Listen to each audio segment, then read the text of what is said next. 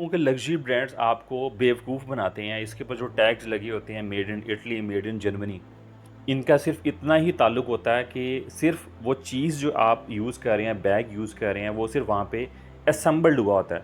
उसकी कोई भी एक प्रोडक्ट, उसकी रॉ मटेरियल, उसके ज़िप्स, उसका लेदर, उसके जो बटन्स हैं, वो उस कंट्री से नहीं बिलॉन्ग करते, जिसका उसके ऊपर एक टैग लगा होता है। लेकिन आपको वो जो ब्रांड है, सिर्फ़ इस वजह से आपसे 100 टाइम्स उस प्रोडक्ट की वैल्यू से ज़्यादा चार्ज करता है कि भाई ये जो बैग है, ये मेड इन इटली है, ये जो बैग है मेड इन फ्रांस है, या ये जो बैग है मेड इन जर्मनी है। आज की वीडियो के अंदर आपको ये तफ़सील के साथ मैं बताऊँगा कि इन ब्रांड्स की स्ट्रेटजी क्या होती है, ये कौन से ऐसे लॉ को एक आपका गैप को यूज़ करते हुए आपको इतनी एक्सपेंसिव चीज़ बेच देते हैं और आप बड़ी आसानी के साथ इनको एक-एक प्रोडक्ट का 2-2 हज़ार, 4-4 हज़ार, 10-10 हज़ार डॉलर्स तक इनको पे करते हैं, जिसकी एक्चुअल वैल्यू 100-200 डॉलर्स भी नहीं होती। लिंक्स आपको डिस्क्रिप्शन के अंदर मिलेगा, जो लॉ आपके साथ मैं डिस्कस करने जा रहा हूँ।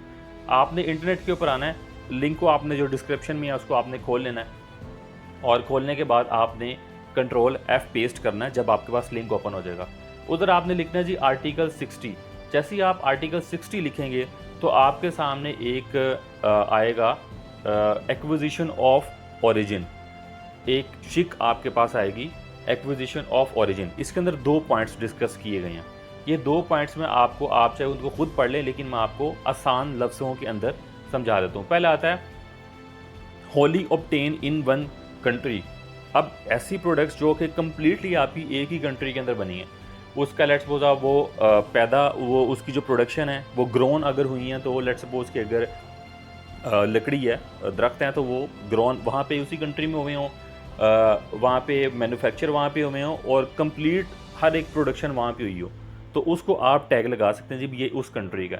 लेकिन दूसरी साइड के ऊपर लास्ट सब्सटेंशियल ट्रांसफॉर्मेशन, ये वाला जो एक एक्ट है, ये जो एक शिक है, इसके अंदर ब्रांड्स रहते हुए आपकी साइकोलॉजी के साथ खेलते हैं और आपको चिपकाते हैं 100-100 डॉलर का बैग 2-2 हज़ार, 10-10 हज़ार डॉलर्स के अंदर। एग्जाम्पल के साथ मैं आपको समझाता हूँ। अब ये शिक कहती क्या है? ये शिक ये कहती है कि आपने आप रॉ मटेरियल आप जिस मर्ज़ी कंट्री से ले लें।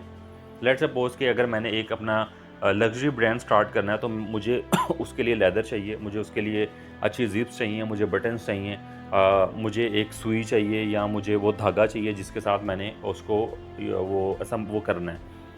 अब मैं करूँगा क्या? मैं चाइना से ये सारी चीज़ें मँगवाऊँगा और मैं इटली ले जाऊँगा। इटली वालों को जाके कहूँगा भाई इसको असेंबल करो। अब इटली वालों ने किया क्या? एक जो मेजर चंक था, जो एक मेजर चेंज की, वो इटली वालों ने ही की। मटेरियल मैंने किसी जगह से पकड़ा, इटली वालों ने उसको पूरा असेंबल करके एक शेप दे दी। मतलब कि एक मेजर जो चेंज हुई है मेरे बैग की, वो इटली में हुई है। अब इटली उसके ऊपर अपना टैग लगा सकता है। तो मैं क्या कहूँगा जी, ये जो मेरा बैग है ये मेड इन इटली है। कहा मैंने बिल्कुल ठीक है कि मेड इन इटली ही है, इटली से ही बना है। लेकिन रॉ मटेरियल कहाँ से आया ये मैंने किसी को नहीं बताया। सारी गेम यहाँ पे आपकी रॉ मटेरियल की जाती है और असेंबलिंग के अंदर कितने की पैसे लग जाते हैं आप लोगों को भी पता है। एग्जाम्पल से मैं आपको समझाता हूँ। ये लेट्स सपोज का आप ये देखेंगे कि अगर हमने मोबाइल फ़ोन, लेट्स सपोज हमने ताइवान से हमने चिप्स इंपोर्ट कर लें मोबाइल की, और जो स्क्रीन्स हैं हमने साउथ कोरिया से कर लें। अब इन दोनों चीज़ों को उठा के हम ले जाते हैं वियतनाम। वियतनाम जाके सारी इसके ऊपर चीज़ों को असम्बल करते हैं, असम्बल करके एक उसको एक मोबाइल की शेप दे देते हैं। तो अब इसके ऊपर जो टैग लगेगा वो मेड इन ताइवान का लगेगा, ना चाइना का लगेगा, सॉरी वियतनाम का लगेगा, ना चाइना का लगेगा और ना ही ताइवान का लगेगा, क्योंकि वहाँ से हमने सिर्फ चिप्स इंपोर्ट की हैं। इसके अलावा हमने जो था वहाँ से स्क्रीन्स ली हैं, लेकिन असम्बली मेन जो चीज़ हमने की है वो हमने की है वियतनाम के अंदर। अगेन आप, मैं आपको एग्जांपल देता हूँ जी। अब लेट्स सपोज वो कहते हैं आपकी जो कोको जो है, कोकोआ आपने जो जिसको कहते हैं, वो आपने घाना से लिया, शुगर आपने थाईलैंड से ली, और चॉकलेट आपने बनवा ली जी बेल्जियम से। तो अब ये जो चॉकलेट है ये ओरिजिनली बेल्जियम की तो नहीं है, लेकिन बेल्जियम ने ही उस चॉकलेट को बनाया, हमने उसको रॉ मटेरियल दिया। रॉ मटेरियल हमने कहाँ से लिया इससे कोई ताल्लुक नहीं है। मेन ताल्लुक ये है कि अब जो चॉकलेट है इट्स वन बेल्जियम, ये बेल्जियम है। तो रूल नंबर 1 ये कहता है एक ही कंट्री के अंदर अगर प्रोडक्ट्स बनी हुई हैं तो उसको भी आप ये कह सकते हैं सारा कुछ यहाँ पे बना हुआ है। रूल नंबर 2 क्या कहता है कि चीज़ें आप किसी और कंट्री से लेके आ रहे हैं, और उसको प्रॉपर जो मैन्युफैक्चर कर रहा है, जो असेंबल कर रहा है, वो कोई और कंट्री कर रही है। तो जो कंट्री मेजर इम्पैक्ट क्रिएट कर रही है उस प्रोडक्ट के अंदर, उसका नाम जो है उस प्रोडक्ट के ऊपर आएगा और बड़ी आसानी के साथ आ जाएगा, जिसकी वजह से उसकी प्राइस 2 से 3, 3 से 4 और 4 से 10 गुना तक भी बढ़ जाती है।